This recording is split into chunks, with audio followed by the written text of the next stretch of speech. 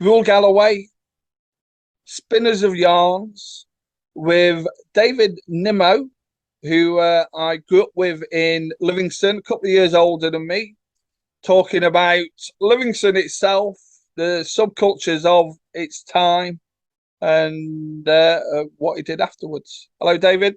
Hello, all right, Ralph. Hello. 40 years, Yeah, indeed. flown by. So we was you were just telling me about when did you move to Livingston?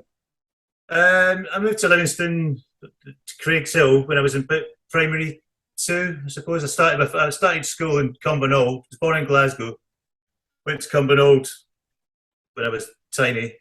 And then I don't really remember Cumbernauld. But then I was brought up in Craigshill. Left in primary school, then Craigshill High.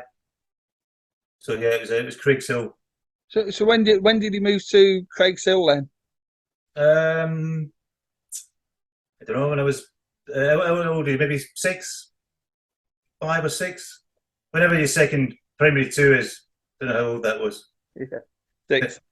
How did you find Livingston then? Because it's kind of like it's only in later life that I learned that, which is quite common sense, that new towns are built on 3 stages, which is building houses, getting people there, and finding jobs for them. Mm. So you must have moved there quite early in the development of Livingston. Yeah, I think it was, Craigshill was built in the 60s, wasn't it? When I was there, early 70s, so it wasn't that old. I mean, we were surrounded by fields. And to be honest, like, memory-wise, my only memories, it doesn't seem unusual to me growing up in a new town, having, underpasses and cars and people don't mix, because that's all I really remember from growing up there. It's only when you see beyond that you appreciate how strange, maybe, and concretey that a new town is, and maybe not the nicest place to be brought up. I don't know. Yeah, but I had a good childhood. It was good fun. Oh no, I think we all had quite Mm. good fun, but it was all divided up with underpasses. It was, yeah, and very tribal as well. I mean, we start off. I mean, I don't know if it's a Scottish thing, but we start off the area of Craigshill where you are. I mean, through the next underpass in the other area, you're taking your life in your hands, going to the corner shop, and then as you get older, you're friends with them, and then it becomes the next, like, Ladywell and Howden and Knightsbridge, but mainly it was all the little villages that some of them got swallowed up, and some of them didn't, like Pumpherston.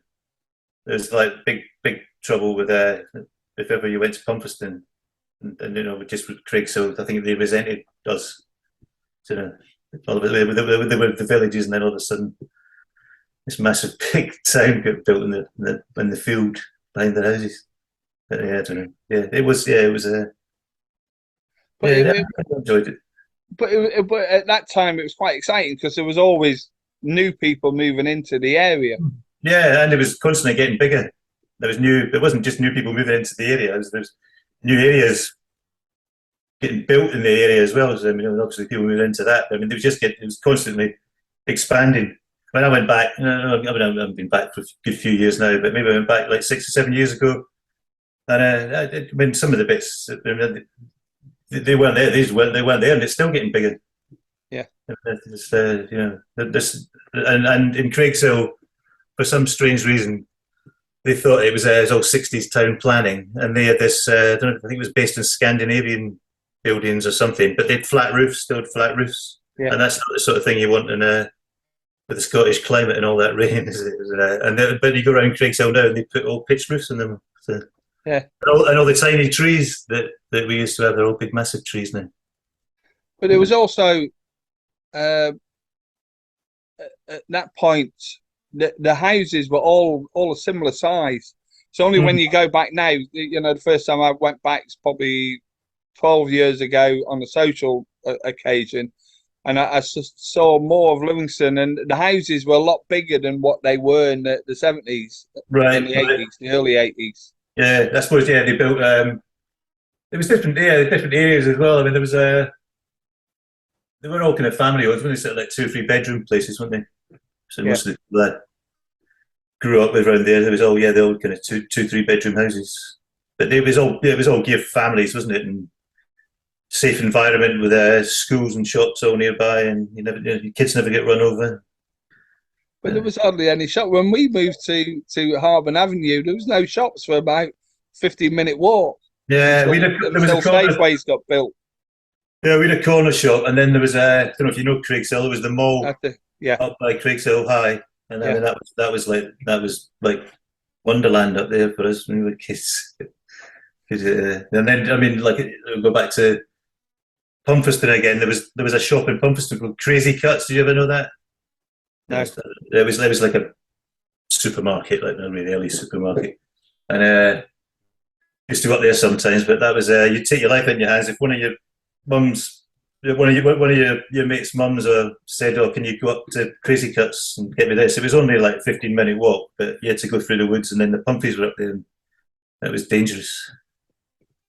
Well, before all the schools got built, most of the people from Livingston went to Craigshill. So but the people from Deans, the people from Deans went to Bathgate.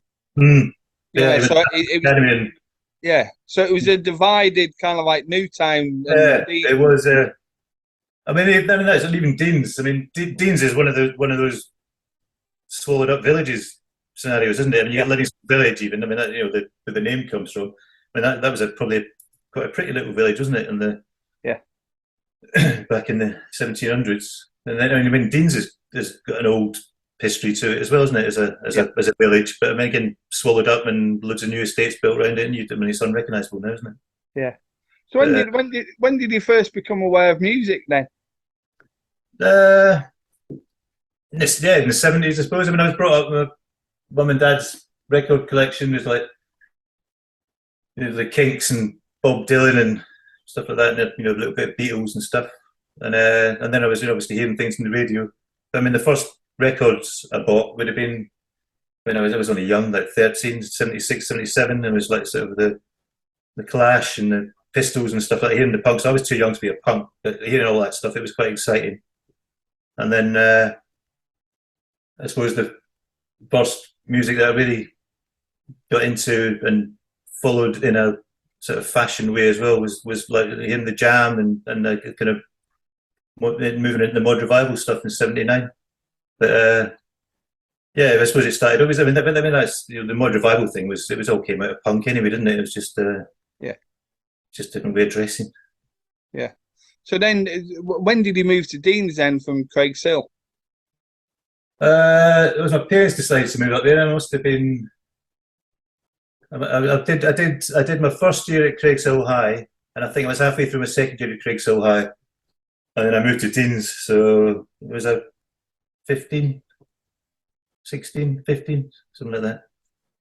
And I wasn't too chuffed with that. But again, I spent the first 6 months walking down to Craigshill every weekend, staying with my mates down there and whatnot. And then my mates said I was too young to have a scooter at the time, so my mates had scooters, so they'd come up, pick me up, and we'd go back down to Craigshill.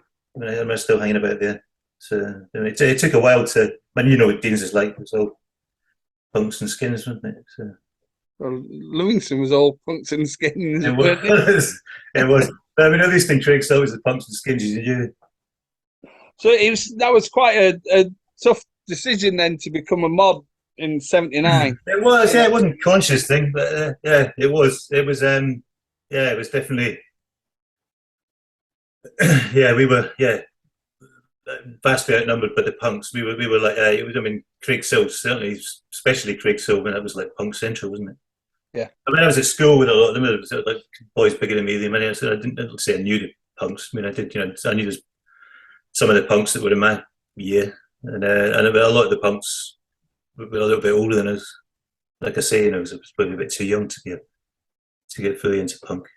But maybe who knows? If I'd been 2 or 3 years earlier, I might have been a punk myself. But it wasn't. So what you came through then from the Jam?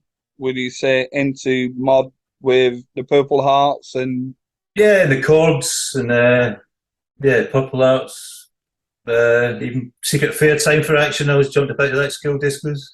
Yeah. But, yeah, there was loads of Teen Beats. There's loads of good revival bands. But I think quite early on, when I sort of like 14, 15, I started listening to the sort of soul music, the 60s soul stuff. And I remember the first time I ever witnessed that was at Craigshill High, and I was sort of just getting into the mod bit, and there was these older boys at school and the school disco, and then this music came on, and I just saw these kids jumping around and doing acrobatics on the dance floor, and it just blew my mind. I came in and I found out afterwards that it was Northern Soul, and so I was more of a soul boy than like quite quickly. Still, really, when I dressed like a mod, looked like a mod, and rode a scooter and everything, but I was more into soul than the revival bands by the time I was sort of 16, 17. Was it fair to say that Quadrophenia played an influence? Oh yeah, we were mods before Quadrophenia. When I went to see Quadrophenia with a parka on, so it did have an influence, but it had an influence in the sense that it reinforced what we were already into. It wasn't like the thing that got us into it. We were already into it, so it was just it was perfect timing. And I mean, and after Quadrophenia, things just went mental, didn't it? Kind of in good and bad ways. One sec, Dave. Yeah, I said after Quadrophenia, things went it went both ways. It got more popular, and it also got more people against us as well. So I think it became more dangerous because I don't know, like all the rockers and bikers and things all trying to kick us off, and then a couple of years after that, there was the casuals trying to kick you off, and there was all the punks and the skins, and then so wherever you went in a scooter, it was either boy racers and escorts trying to run you off the road, or people chucking punks lobbing bricks at you from the street and all sorts. It was I wouldn't have it any other way now, but I wouldn't take it back. But it's what we did. But you just had to accept it. But it was a dangerous time back then. It was. It was very tribal.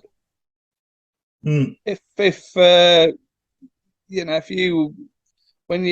say if you went round the shopping centre, the Almond Vale, and your face didn't fit, and the different people in there, things could happen.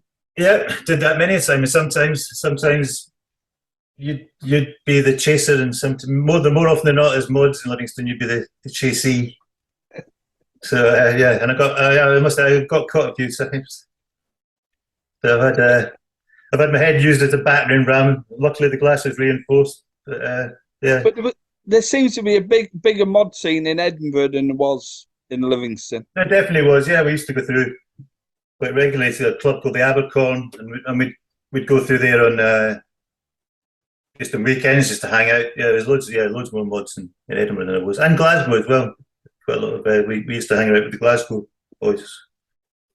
My family was all from Glasgow, so when I went through to my grandparents, and they were down like Pollock Shaws, so I ended up hanging around with some of the Pollock mods. They were harder than the Livy punks, I'll tell you. You wouldn't have messed with them. They were good boys to know. We all went through. We took a bus through to the Apollo when the Exploited played their gathering of the clans in late '82, I think it was, and it was just Fight City outside the Apollo. Yeah, between the mods and they didn't. I think that's a terrible thing. But the Glasgow mods brought a bus through to Livingston once, and then that was carnage. When was that then? Must have been 82, 83. Yeah. Went up the regional centre and caused havoc. Then got the bus back. Yeah. So he's kind of like you. If you started going through to Edinburgh and Glasgow, was the fashion differently? I don't know if no, not really. No, I don't. The shops were doing. At that time, especially for the mod stuff, looking back at it, it seemed like years ago before. But I mean, the original mods and that kind of '60s fashions that we were wearing, were only like 15 years old, so the charity shops and all the second-hand shops were full of them. And there was like if you wanted like new shirts and things like that, then there'd be shops in Edinburgh and Glasgow for it. But we were all just dressing retro '60s stuff, and stay. You could still get stay press and millets and things like that. So I mean, it was and suede shoes and desert boots and things. So I mean, it's the whole thing of it as well was as you get more into it, there was that maybe to the outside it would look like we all kind of look the same, but from the inside, it's little details, isn't it? So maybe people from Glasgow would have done more buttons on their cuffs than the people from Edinburgh. It's not something that anybody else had noticed, and these things just go so quick, don't they? It's just fads.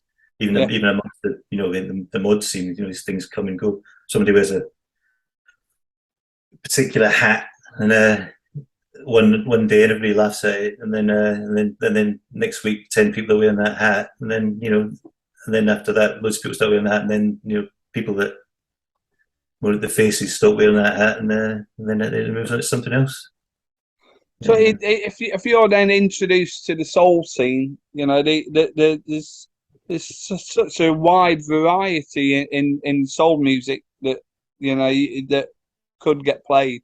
Yeah, definitely. I mean, on the sort of mod scene, it was particularly '60s soul. But I mean, me personally, and I was going to soul all nighters and things as a mod, but I was quite into the modern room as well. I mean, I've always liked a bit of New York disco and the early electro, and I mean, kind of Grandmaster Flash and stuff like that. I mean, I like the early Enjoy music. So I mean, I was never that narrow-minded when it came to music, but predominantly it would be kind of '60s and '70s soul. That I was certainly buying and listening to, and then quite quickly DJing as well. So that was the main thing. Because for me, so I moved to Manchester in the summer of '83, and I think that was when I changed my fashion. That I was already aware from people that I knew from Liverpool and from London about where dressing, certainly a bit more casual, like for want of a better word. And for me, that would be the natural progression, because a lot of the mods that I knew in Edinburgh, they'd move into the casual scene next because of the fashion side. Yeah, I mixed it. Yeah, went all casual. I mean, I was more of I kind of drifted into the Scooter Boy bit, which was a bit more punky. Yeah, like towards the latter part of the mid '80s, like 80, kind of 82, 83, 84. I was kind of progressing into more of a Scooter Boy, like wearing flight jackets and Italian army trousers and things like that. Doc Martens and white socks and boating shoes in the summer. It was still connected to the mod thing early on, but that was definite split then between the mod scene and the Scooter Boy scene, and it just in further years, and I never witnessed any, but apparently there was a bit of beef between Scooter Boys and mods. I mean, I never ever witnessed any of that. We all came from the same. All the Scooter Boys I knew were mods that just if you're going to ride 300 miles in your Lambretta, you don't want to be wearing a suit.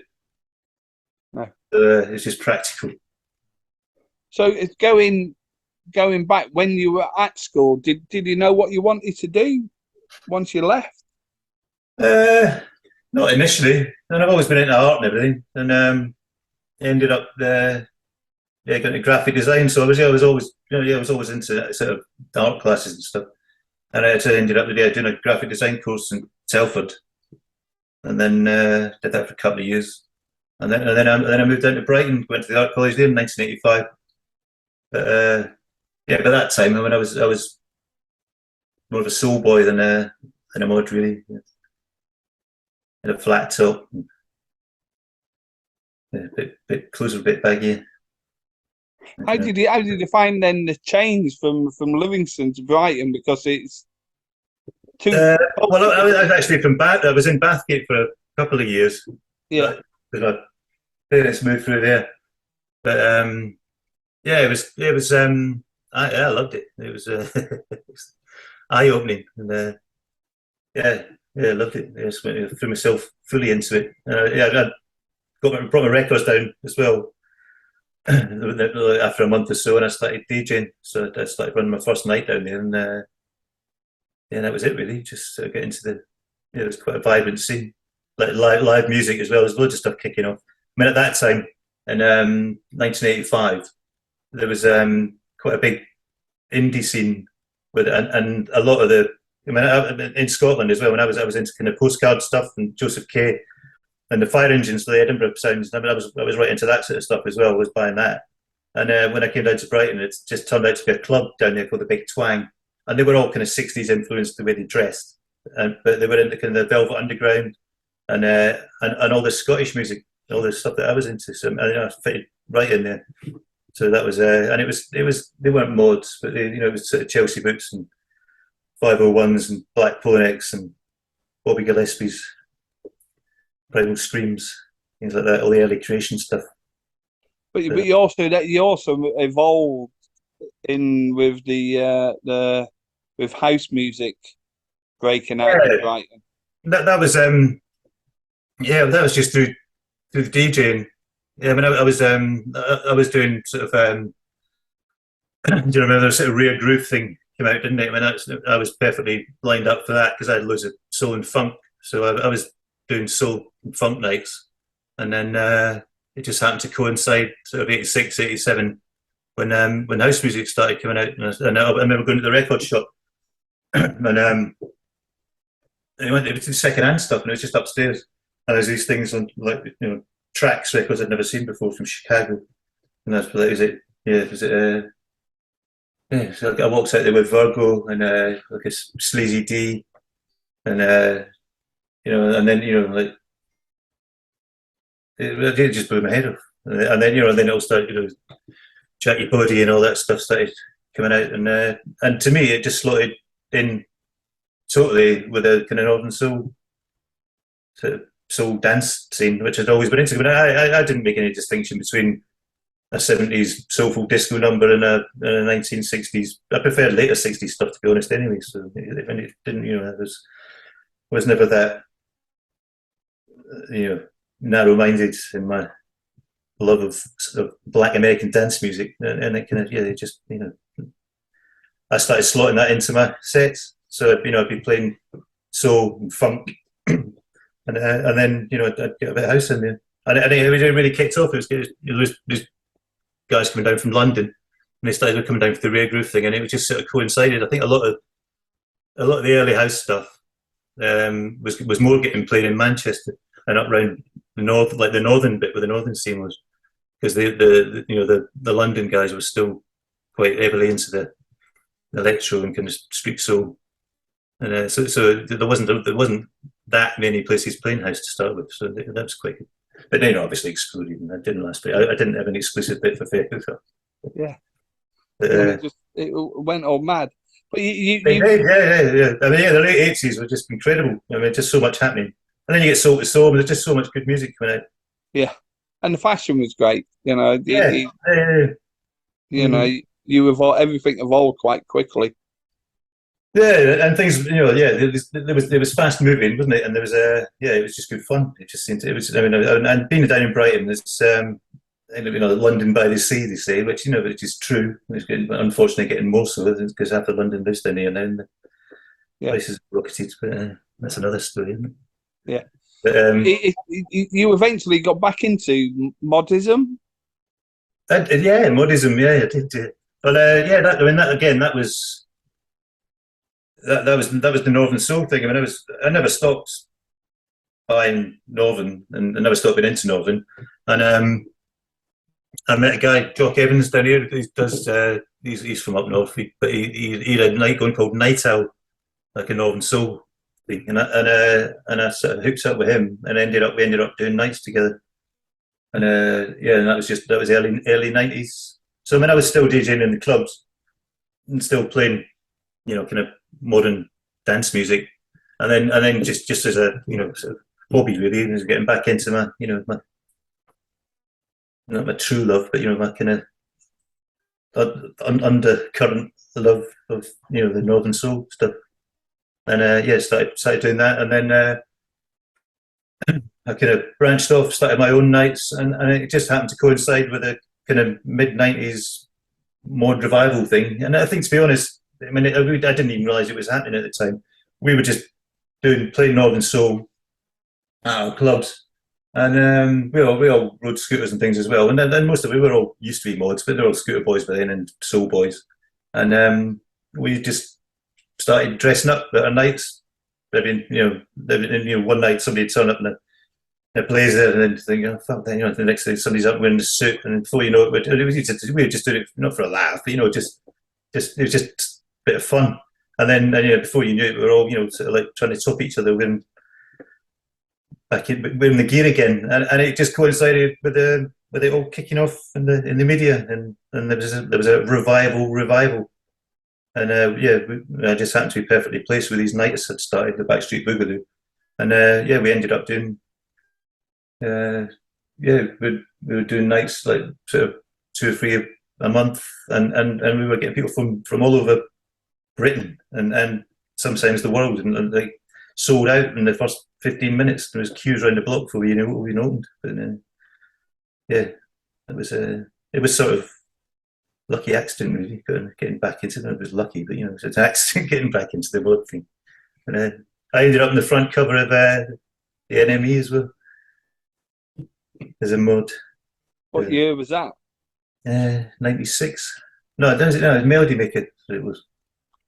So me and my mates from Brighton played in the scooters, and it was a new mod revival or something. And it was all like was that band Menswear and things like that were all coming out at this time, and it was all that sort of stuff.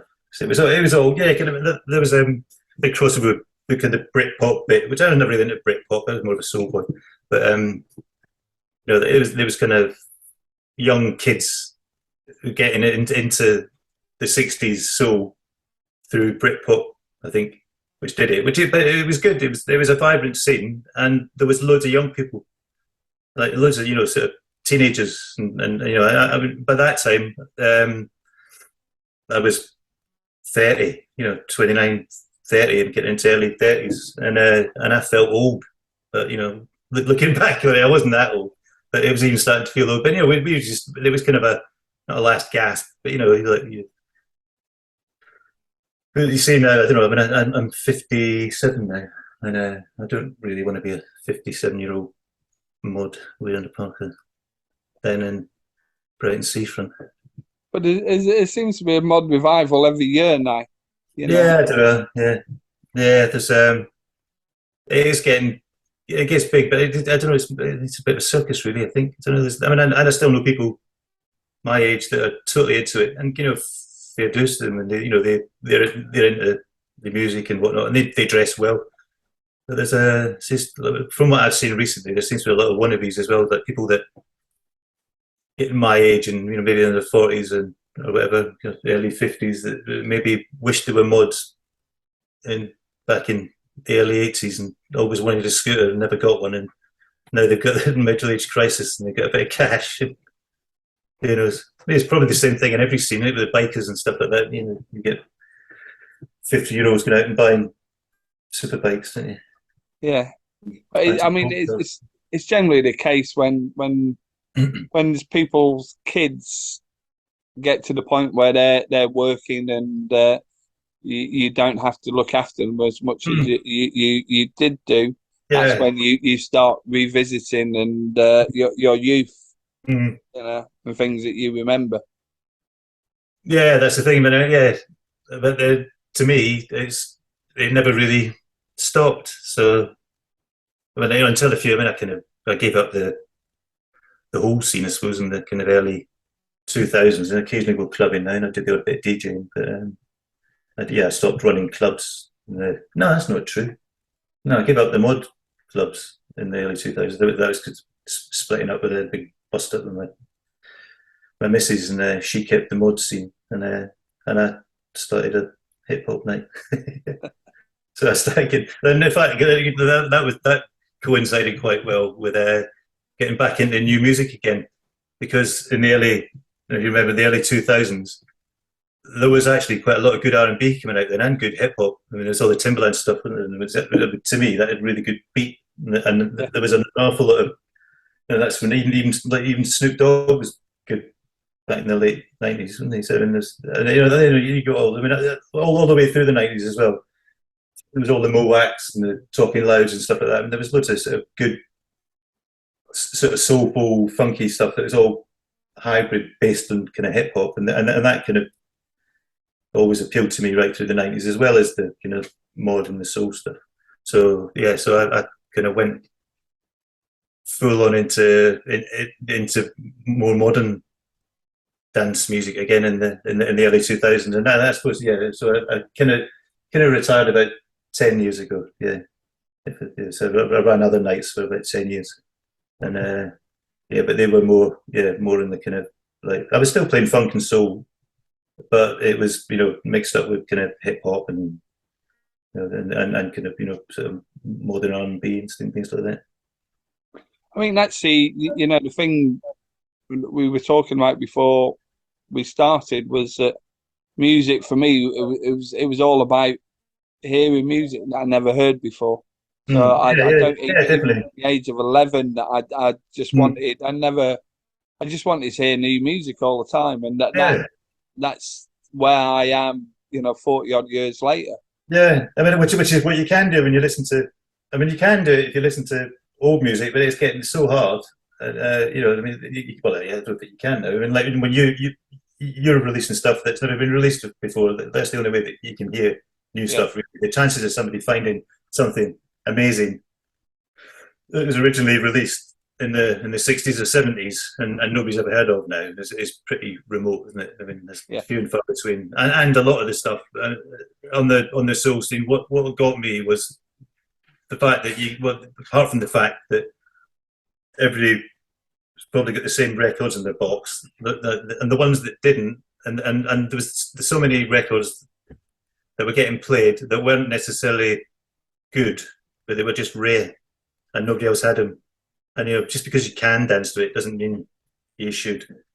And I mean, I heard so many records played over the years that go for hundreds of pounds that are just nowhere near as good as something you can pick up for fiver. There's £5 records like miles better than them, but they're rare, and that's what determines their desirability, doesn't it? And people dance to them, I suppose. yeah. I got fed up DJing, and if you were on after somebody, you'd have to take quite a lot of records, wouldn't you? Because you'd think, oh shit, I was going to play that. Shit, I was going to play that. And I ended up like when I was getting guest spots and things in places, I got more into my like sort of prestige '60s kind of funky jazz stuff like that, and there's nobody who was really playing. So occasionally I'd go in and clear the dance floor, and occasionally I'd go in and people would really appreciate it, and I'd fill the dance floor. But yeah, starting to play '60s and early '70s jazz funk at mod dues isn't always guaranteed to fill a dance. Yeah, but yeah, so it was quite refreshing and go back into the 2000s and kind of getting away from that retro thing. And I was, But still playing stuff, still drop in funk and things. you can't ever really escape the retro No, fashion no, and sound, can you?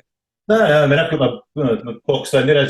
When I DJ occasionally, I always try and do sevens. But I mean, I've got like, what have I got? I've got like '60s soul funk, and I'm going right into kind of like New York stuff, like Conk and 7 Inch and things like that, and like all sorts of stuff, like the early techno and everything. But I always try and spin sevens now because they're easier to carry on. It's certainly a lot heavier, Yeah, a lot less heavier. yeah, yeah. That's one thing I've never got into CDs. It never appealed to me. I've got a few, but there's only like playing in the car, and I've always bought vinyl. Would you ever consider moving back to Livingston? No, nah, nah, no. I don't think. I think if somebody told me I had to leave Brighton, I'd probably go to France. Your partner's French. She my wife's French. Yeah, so, yeah, I don't know. Yeah, I mean, I think if I had to go to Scotland, if I went to Scotland, probably Glasgow. Still got family in Glasgow, and then Edinburgh's nice as well. But I think I think yeah, I could probably live in Glasgow. But I don't think I'd move to Livingston. If you lived in Livingston, I mean, you have to travel to go anywhere decent anyway, don't you? I mean, nightclub wise and things, but I'm getting too old for nightclubs now. So maybe the countryside, somewhere in the Highlands. But it does seem when I went back 10, 12 years ago that they've built more houses, but there's less social places to Yeah, go. yeah. I know that's the thing. I mean, it's such a big place now, isn't it? I mean, yeah, when I went there and driving around, there's still this like you go to Craig, so the tower's still there. I don't know what that's like these days. But, Yeah. Yeah. There's big clubs up round by the regional centre, whatever they call that now. Up with Almafale. the big shopping centres and things up there. But yeah, I don't know what people do. I suppose. I mean, even when we were there, we used to. We used to go a couple of nights in Livingston. Was it the one that was 50p shaped down by the river? Was it called Melville's? Melville's, yeah. Melville's. Yeah, go there a couple of times. But, we were usually through in Bathgate or Edinburgh, and we would do Johnson's and Dunfermline was good. We used to go through to Johnson's quite a lot. Yeah. So yeah, that was quite a good scene. But even in the eighties, we were sort of travelling out of Livingston to go clubbing mainly. I think that would have been Warren that was DJing the Johnsons. All right, you know him. Yeah, he has the Hoochie Coochie in Newcastle. All right, does he? All right. Yeah. Yeah, there was a good scene through Dunfermline.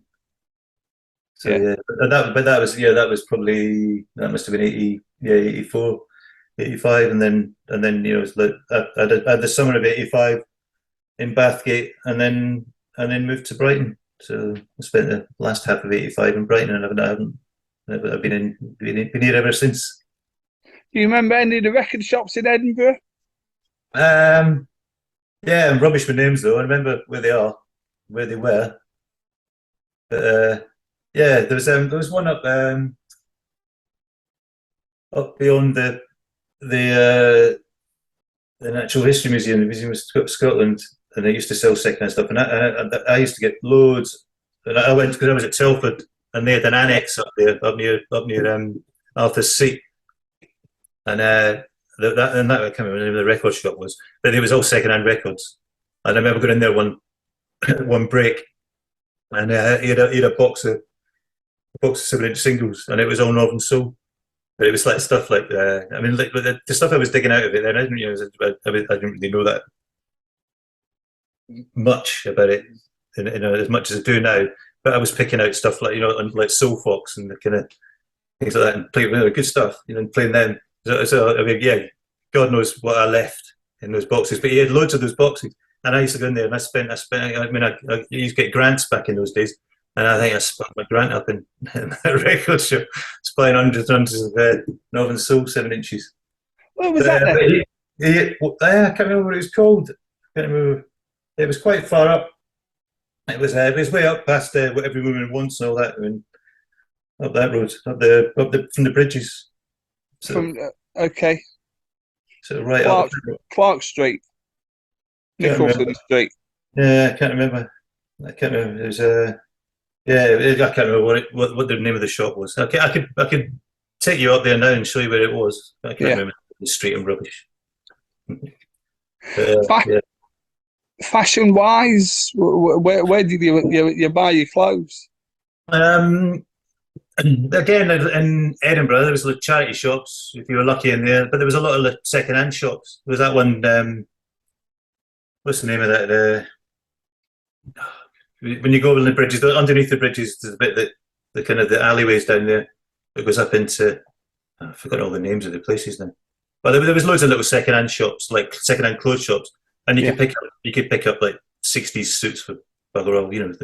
And when looking back in it now, I mean, those things were kind of only 15 years when they were in fashion, and 15 years is nothing now, isn't it? I mean, if somebody goes into the wall and sees something 15 years ago, they just think it's old-fashioned. They just get rid of it, don't they?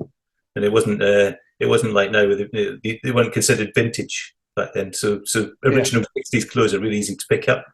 And some of there was some of the gents shops that kind of more of the gents haberdashers and things. They had the drawers. They pull things out. You go in there and you get the original tie pins and things like that. They didn't like us because we were just like little Neds, walking in with the parkas on. But they had to serve you because they were all, you the customer's always right type thing. So if you were in there asking for something, you could get like tab collared shirts and things like that. But they just had old stock that probably nobody had asked for 15 years. But all that stuff's gone now. But yeah, it was easier to find clothes back then.